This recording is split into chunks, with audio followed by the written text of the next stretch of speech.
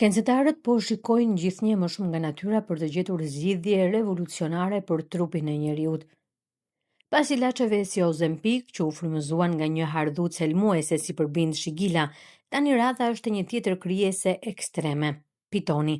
Këta gjarprinj kanë një metabolizëm që sfidon çdo logjik njerëzore. Ata mund të qëndrojnë muaj të tërë pa ngrënë dhe më pas të konsumojnë një pre të madhe, si një antilop e tërë.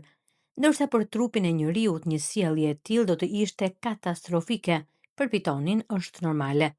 Madje pas një vakti metabolizmi i tij përshpejtohet deri në 40 herë, ndërsa zemra mund të rritet ndjeshëm nëpër masa.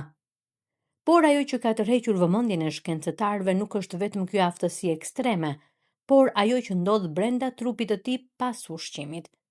Një ekip studiuesish nga Universiteti Colorados dhe Stanford analizoi gjakun e pitonëve pas vakteve dhe zbuloi mbi 200 molekula që rriteshin ndjeshëm.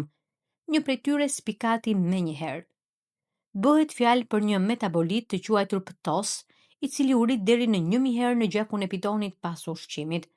Ky metabolit prodhohet nga bakteret e zorëve dhe duket se luan një rol kyç në mënyrën se si trupi i pitonit menaxhon urinë dhe energjinë. Kur shkencëtarët e testuan këtë substancë tek minjt, rezultatet ishin befasuese. Si minjt obezë ashtu dhe ata të doptit hëngrën shumë pak ushqim pas marrjes së substancës, dhe jo vetëm kaq. Ata humbën peshë pa efektet anësore që zakonisht shoqërojnë ilaçet aktuale për dobësim, si problemet gastrointestinale, humbja e muskujve apo rënja e energjisë. Sekreti duket se qëndron në tru.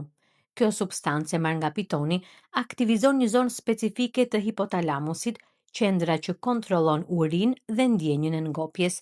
Me fjalë të thjeshta, kjo molekuli tregon trupit se nuk ka më nevojë për ushqim. Ky zbulim ka hapur një rrugë të re për trajtimin e obezitetit. Ideja është që në të ardhmen të krijohen ilaçe që imitojnë këtë mekanizëm natyror, por pa efektet e pakëndshme që kanë disa nga terapitë aktuale.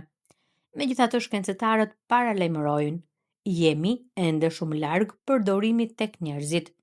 Substanca e marrë nga pitoni është studiuar kryesisht te kafshët dhe nuk dihet ende saktësisht se si do të sillet në trupin e njeriut, por potenciali është i madh.